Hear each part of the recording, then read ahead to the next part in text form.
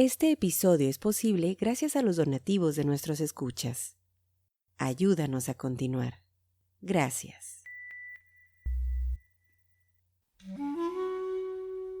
Esto es el podcast de Historiografía Mexicana. Un espacio para la lectura en voz alta, para los libros de Historia de México. Conduce Pedro César Beas.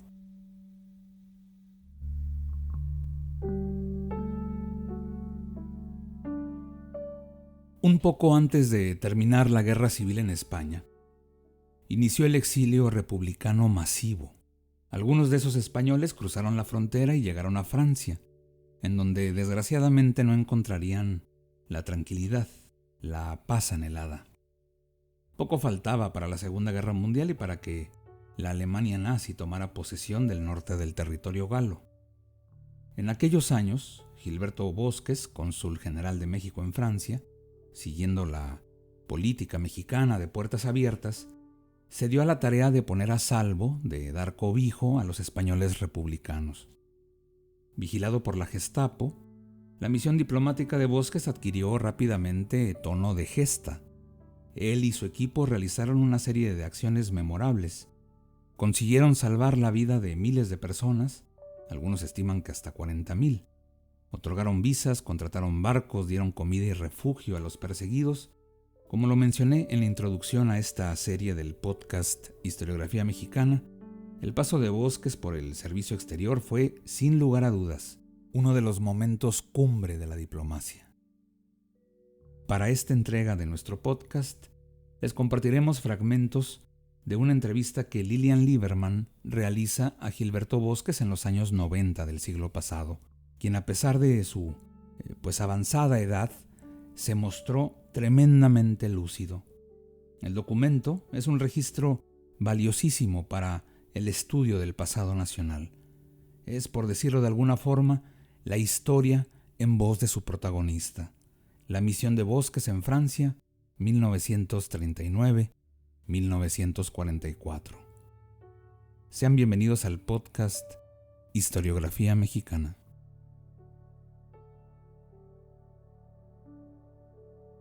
Entrevista a Gilberto Bosques por Lilian Lieberman.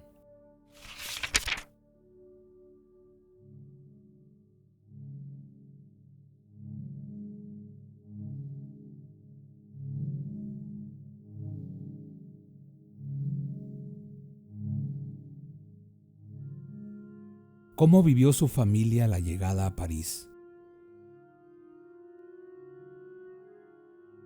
Llegamos a Francia el último día de 1938 y amanecimos el 1 de enero de 1939 en París. Nos instalamos y empezamos por llevar a nuestros hijos a la escuela. Mi mujer desarrollaba una labor de dirección, de adaptación a aquella situación y a aquel país, con todo lo que eso implica. Mis hijos desde pequeños fueron a espectáculos del tipo cultural, al teatro, a la ópera, a los conciertos. Mi mujer se inscribió en la Facultad de Ciencias Sociales de la Universidad de la Sorbona. Por su posición en el grupo diplomático, su actuación se hizo notar. Cuando vimos cómo se desenvolvía el ambiente de preguerra, le informé al general Cárdenas que la guerra se iba a producir en cualquier momento. Entonces fui a la costa atlántica a buscar una casa, una granja para que se fuera la familia, e hicimos el traslado a Pornic, el 25 de agosto de 1939, día del cumpleaños de mi mujer, y llegamos a celebrarlo ahí. En algún momento, el agregado militar me dijo: «Ya no habrá guerra, porque Ribbentrop y el canciller ruso Molotov acaban de firmar el pacto de no agresión entre Rusia y Alemania». Pero yo pensé: habrá guerra otro día, porque ese señor cierra un frente para abrir otro, y ese otro va a ser el frente occidental.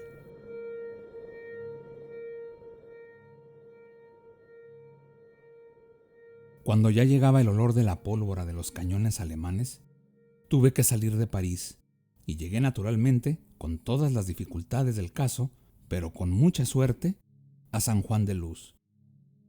Establecí el consulado general en Bayona, pero al dividirse Francia, en zona ocupada y zona libre, el puerto de Bayona quedó en la zona ocupada y tuvimos que salir de ahí.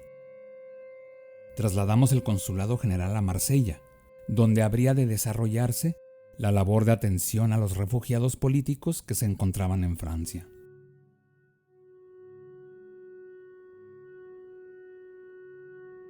¿En qué consistía la atención a los refugiados? Fue algo muy azaroso, naturalmente. Las circunstancias eran difíciles. Iban desde la penuria, desde el racionamiento severo, desde la falta completa de lo más elemental para vivir, hasta lo trágico, terrible de la guerra. Pasamos por esa situación en Marsella, de grandes dificultades. Mis hijos a veces iban a la escuela con una tacita de aceite de oliva, unas aceitunas, una zanahoria raspada o algo así, porque no había leche ni pan. Tratamos de superar todos esos problemas y acomodarnos a aquella realidad.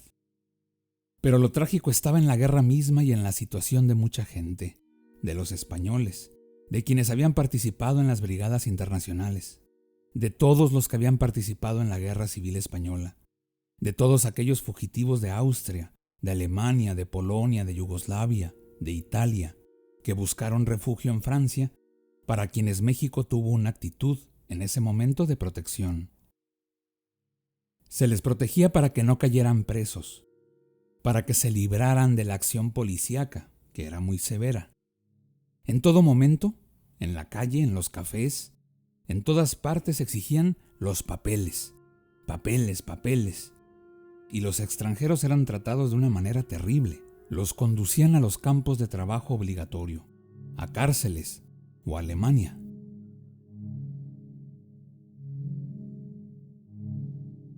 ¿Cómo fue que el gobierno francés aceptó que ustedes alquilaran los castillos de La Reynard y Montgrand y la casa para niños que establecieron en los Pirineos? No hubo formalidades de aceptación. De España llegaron multitudes que pasaron la frontera y que ya dentro del territorio francés pedían asilo. De Alemania huyeron muchos intelectuales, hombres de acción, diputados. De Polonia y de Yugoslavia también huyeron muchos y pasaron la frontera. El problema del asilo se produjo en el interior de Francia, ante la realidad de que había muchos campos de concentración en territorio francés, donde internaban a los extranjeros que capturaban.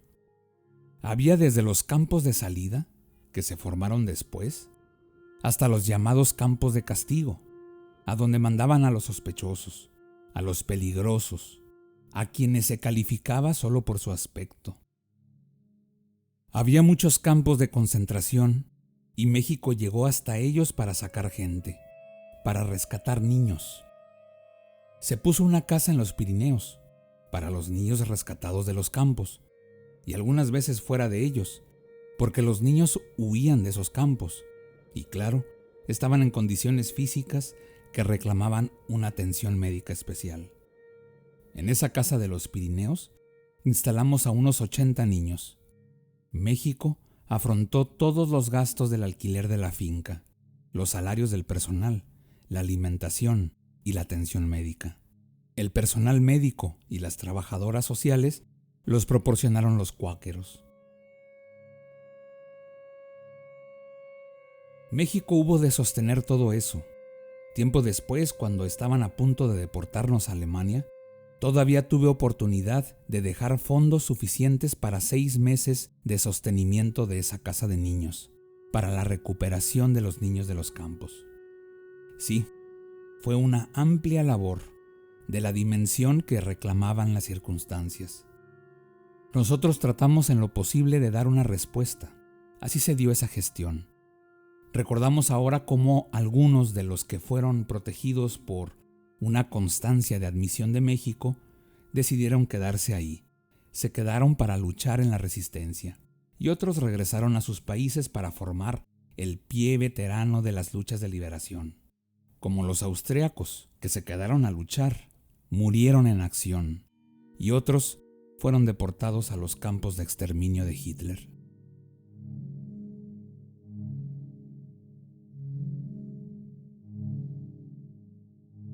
cómo era la relación del consulado mexicano con las autoridades francesas en todo este proceso.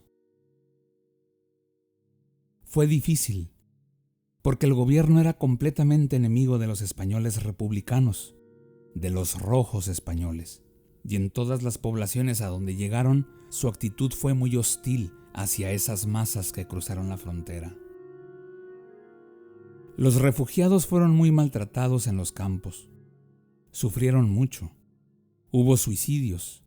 Pasaron por cosas muy graves, porque la vigilancia estaba a cargo de guardias senegaleses.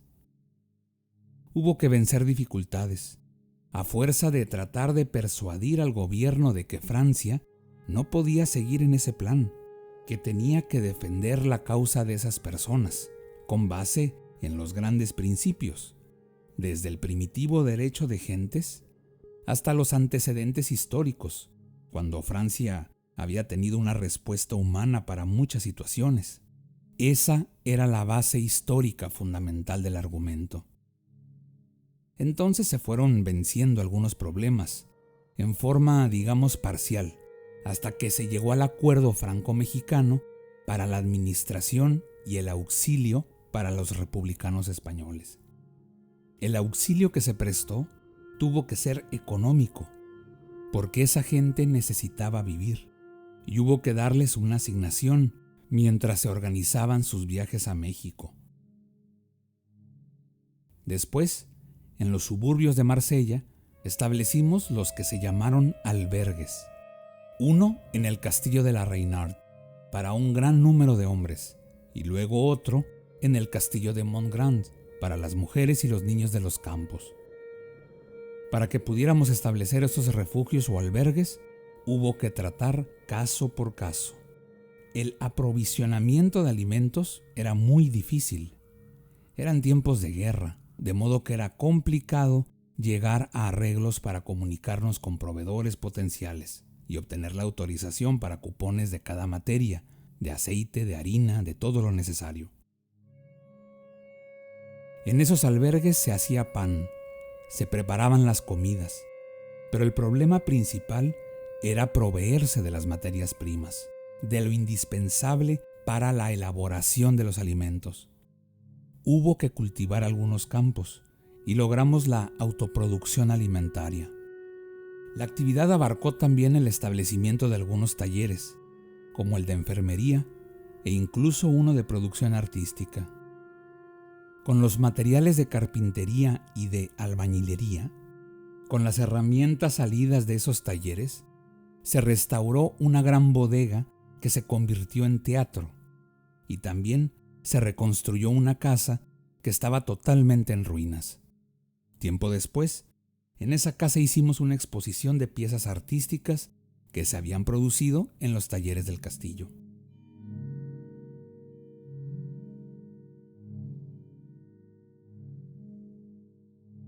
¿De qué manera participaba su familia? Mi mujer hacía cosas parecidas en el castillo de Montgrand. Para los niños organizó la Escuela México. Había una atención especial en la alimentación de los niños y su salud era vigilada por médicos pediatras muy buenos. Conseguimos comprar, con muchas dificultades, unas vacas suizas para que los niños tomaran leche. Los niños de Marsella no tomaban leche, y tampoco mis hijos, pero los del castillo de Montgrand sí. Las vacas estaban al cuidado de algunos veterinarios españoles muy profesionales, muy capaces. En el castillo de Montgrand, lo mismo que en el de la Reynard, había enfermería con médicos y enfermeras de planta. Pero también había asistencia personal por fuera, es decir, a los que estaban radicados fuera de los castillos se les atendía y se les daban medicinas. Fue una acción humanitaria en el campo médico bastante amplia. En Montgrand se hacían fiestas infantiles, en las que tomaban parte los niños, y también mis hijas y mi mujer. En el castillo de la Reynard siempre estábamos atendiendo cosas, pero todo se desarrolló en una forma muy satisfactoria por el esfuerzo y el interés, por la conciencia y la voluntad de los mismos españoles. En esos dos sitios se hizo una labor de preparación, de clasificación profesional, de cura mental para esa gente, mediante juegos y muchas otras cosas. Y también hubo que hacer toda la preparación para los embarques. Hubo que contratar barcos, sobre todo portugueses, para llevar a México a los refugiados desde Marsella o desde Casablanca en África. Todo eso fue un trabajo arduo, muy complicado y con muchas dificultades. Para los embarques en Marsella, había que vencer 3 barreras de vigilancia para llegar a la escalerilla del barco. En esas 3 barreras se quedaban muchos, los detenían, y eso era motivo de mucho dolor. Cuando había embarque, nosotros no dormíamos, por lo menos 3 noches con sus días, porque había que estar sobre eso. El barco era cuidadosamente revisado, registrado hasta sus últimos rincones. A los que se embarcarían en Casablanca había que mandarlos primero a Orán, en barco, y luego en ferrocarril hasta Casablanca. Pero además teníamos refugiados en campos de concentración de África. A los refugiados polacos y checos se les auxilió formando cuadros, es decir, ingenieros, para las industrias bélicas de Checoslovaquia y de Polonia. Algunos los sacábamos por mar, en lanchas hacia el Mediterráneo. De ahí tomaban los barcos que los llevarían a su destino. Para eso, había que aprovechar los caminos menos peligrosos. Los más seguros eran los que había trazado la inteligencia inglesa, que estaba metida ahí. Eran caminos que llevaban a Suiza o que conducían a las playas del Mediterráneo y otros a Italia.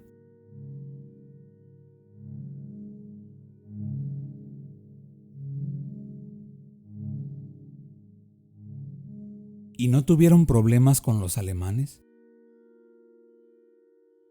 De los alemanes tuvimos encima la vigilancia y el acoso, sobre todo de la Gestapo, que estaba dominando todo.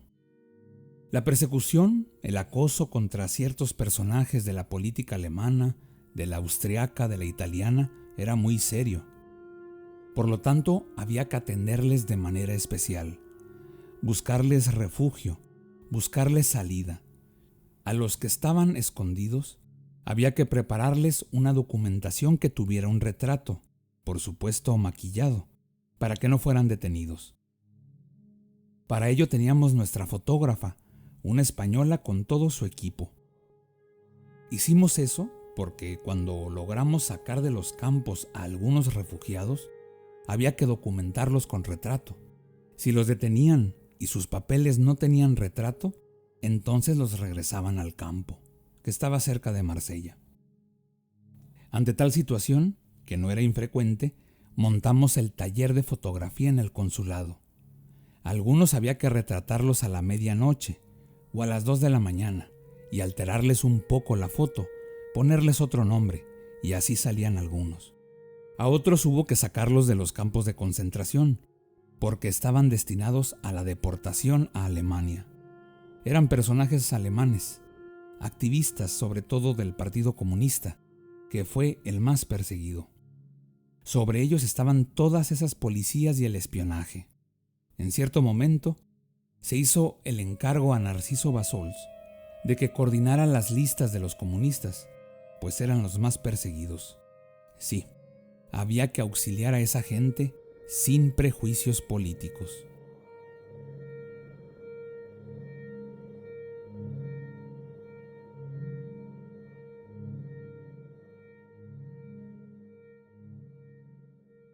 ¿Algún otro país hacía una labor similar? Ningún otro país, absolutamente ninguno. De esas dificultades, los otros consulados y misiones diplomáticas no se ocuparon absolutamente, porque no tenían instrucciones de sus gobiernos, y era un cúmulo de problemas dar apoyo, defender, lograr la admisión de esa gente. Creo que México fue el único país.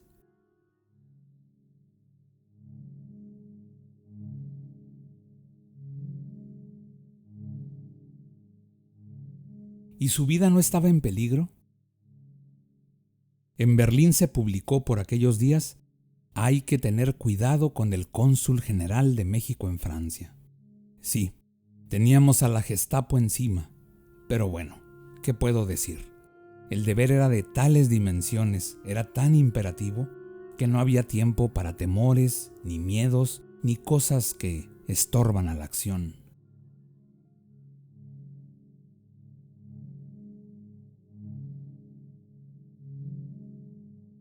¿Y cómo terminó el asunto con Francia? Rompimos relaciones con Francia, y naturalmente, con ello desaparecía todo vínculo de gobierno. Pero ahí, en vez de darnos facilidades para salir, conforme a lo establecido en las disposiciones y normas que rigen el trato internacional, nos llevaron a un lugar disque previo a nuestra salida, en los Pirineos. Allí estuvimos y empezamos a ver la cosa un poco difícil. En el hotel nos pusieron guardias del ejército alemán y se preparó nuestra deportación a Alemania.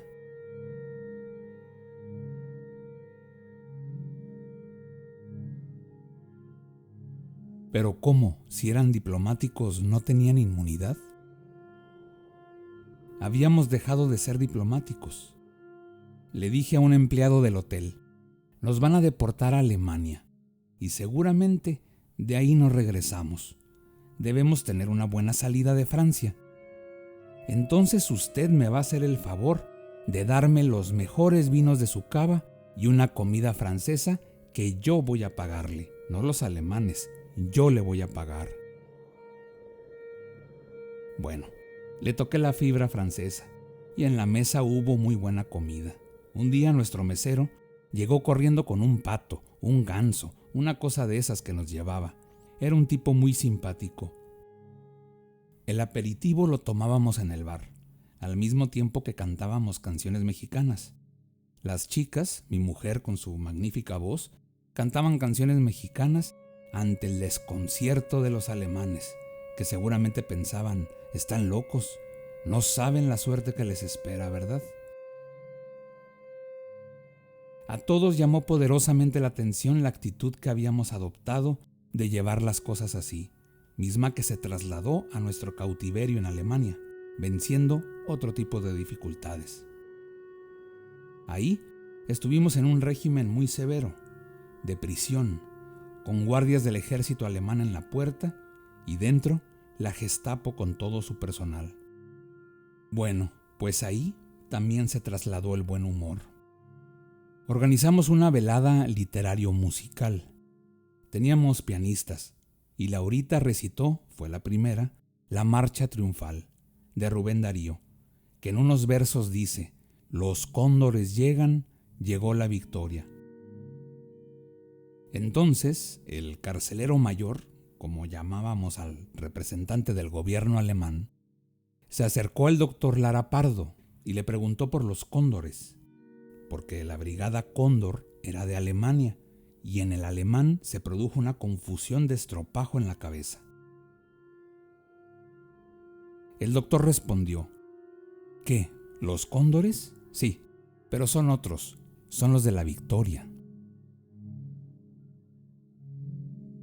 De ahí siguieron fiestas juveniles, como la fiesta de disfraces en la que a Laurita la vistieron de Manola, con peinetas y todo, y Teté se disfrazó de Paquete, con las etiquetas de los paquetes que nos mandaba la Cruz Roja Internacional, y con un bote, una cosa rarísima. Hicimos todo un alboroto. Después hubo un baile, en el que la gran sorpresa fue que, mientras se desarrollaba, cayó de pronto un paracaidista, que era mi hija Teresa con un paracaídas detrás y con un tocado que le armamos nosotros. Eso fue también un impacto terrible para los alemanes, y por ahí llevamos siempre las cosas.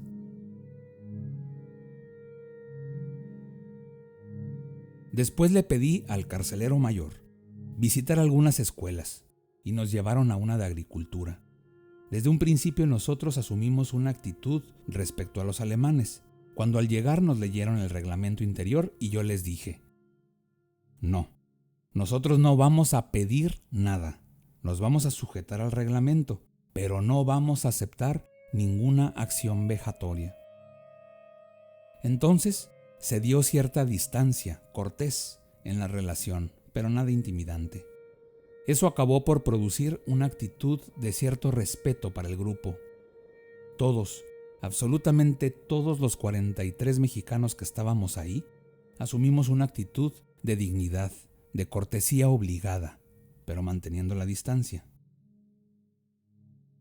Cuando estuvimos presos en Alemania, mi mujer, que era extraordinariamente inteligente y una gran educadora, y yo teníamos que preservar la mente, los nervios de nuestros hijos, que podían dañarse con espectáculos de esa naturaleza, y nos pusimos de acuerdo en lo que íbamos a hacer. Nos trazamos una línea de conducta. Cuando empezaban a sonar las grandes alarmas, los motores y los disparos de la artillería antiaérea y todo ese terrible cuadro, nosotros no salíamos del cuarto, porque se producían en el hotel muchas escenas de pánico, gritos de las señoras, carreras, los niños llorando, la gente que buscaba refugio debajo de las escaleras.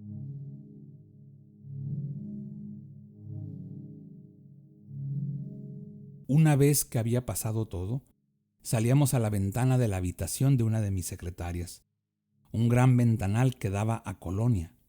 Ahí, los 5 presenciábamos el magnífico espectáculo bélico, cruzado por reflectores y por los disparos que constelaban el cielo, el estallido de las grandes antiaéreas, el ruido de los motores.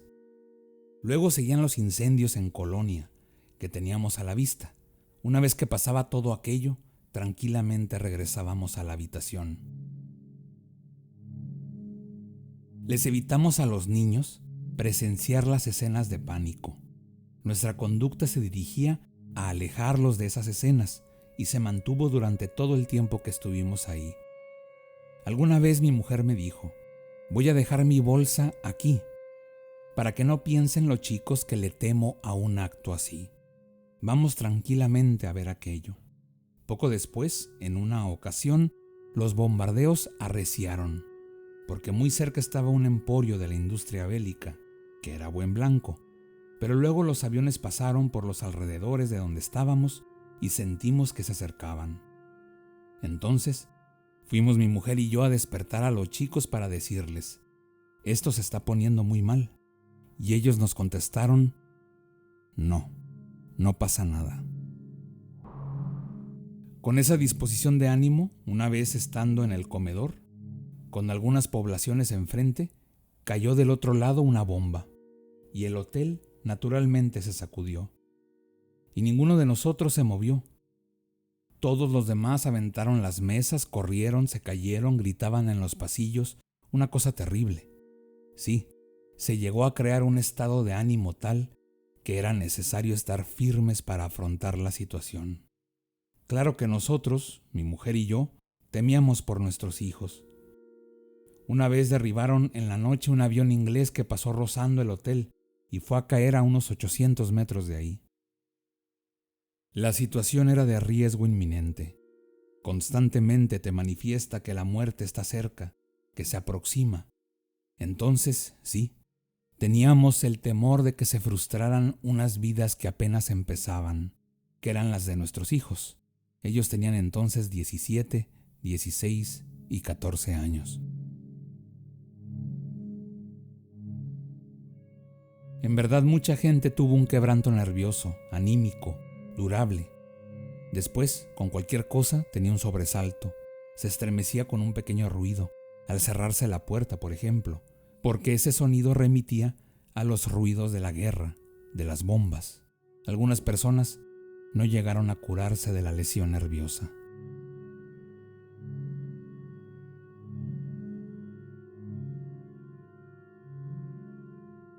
¿Cómo fue la salida de Bad Godesberg? La salida tuvo un preludio. Un día nos notificaron que se había logrado un canje y que en pocos días saldríamos. Pero después llegó otra comunicación, en tono bastante descompuesto, por ofensivo, en la que se decía que México había renunciado a su facultad de rescatarnos y se la había entregado a Estados Unidos. Bueno, el asunto tenía el aspecto de un aplazamiento de trámites. En efecto, Algunos países habían encomendado a Estados Unidos que se encargara del canje de las misiones. La salida se aplazó, continuaron las negociaciones y finalmente nos comunicaron que podríamos salir, después de que habíamos pasado por algunas experiencias bastante desagradables. Mi mujer y Tete estaban en el hospital cuando hubo un bombardeo y una bomba cayó en la estación y cubrió el hospital de polvo. Todo se descompuso. Fue algo dramático y terrible. Cuando regresaban al hotel, estalló una bomba de tiempo en la calle donde estaban. Eso fue en los últimos días.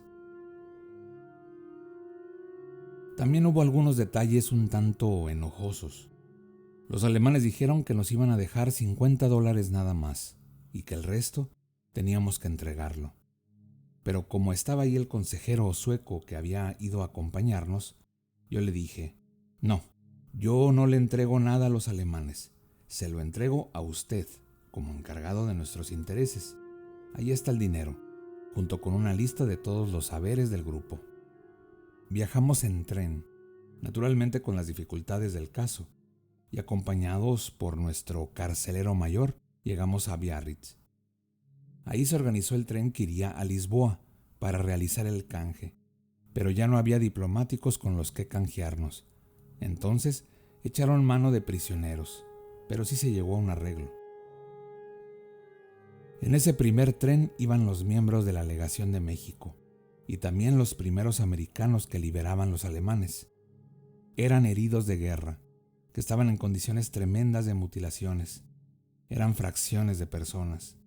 Para que los alemanes los liberaran era por algo. Había que liberar esos despojos humanos. La situación mental de esa gente era de un enorme dramatismo. Mis hijas se fueron en el vagón que ocupaban los americanos a cantarles canciones mexicanas y a platicar con ellos. Tuvieron que oír las narraciones terribles de cómo los habían operado y cómo se habían convertido en verdaderos despojos humanos. Fue el primer tren que llegó a Lisboa, y ahí, en el puerto, se efectuó el canje de nosotros por prisioneros alemanes que acababan de llegar de México en un barco. Nos quedamos allí unos días mientras se organizaba nuestro viaje a Nueva York en un barco sueco. Lo que voy a contar son acaso ejemplos pequeños, pero que sí muestran la continuidad de una actitud.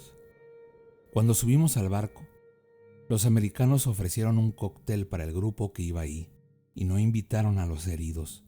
Entonces, yo les di un cóctel a los mutilados de guerra, que estaban allá relegados. Tuvieron que llevarlos cargados, y se hizo una celebración en honor de ellos, cosa que no hicieron los mismos americanos que venían a bordo. Ahí se establecieron relaciones amistosas de mis hijas con esas personas.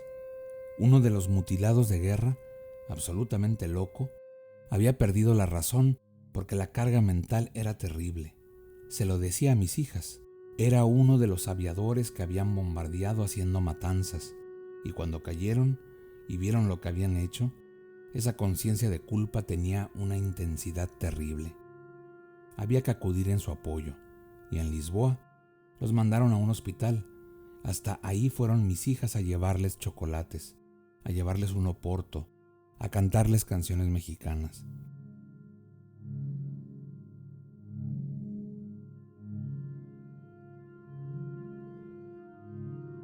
¿Cómo fue la llegada a la Ciudad de México? Finalmente viajamos en un tren, en un vagón Pullman que traía todas nuestras cosas por cuenta de los americanos.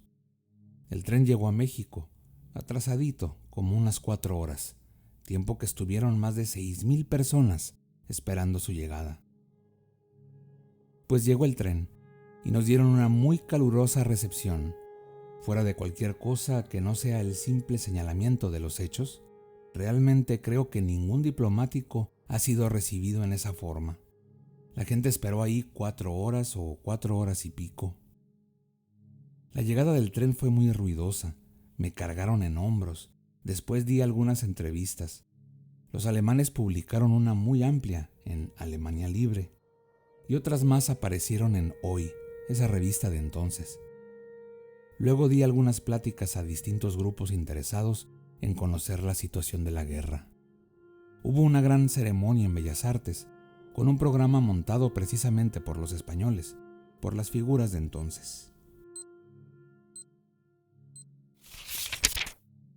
Entrevista a Gilberto Bosques, por Lilian Lieberman. Este episodio fue posible gracias a las amables donaciones de nuestros escuchas. Al convertirte en mecenas de este podcast, fomentas la lectura y la divulgación de la historia de México. Visítanos en historiografiamexicana.com.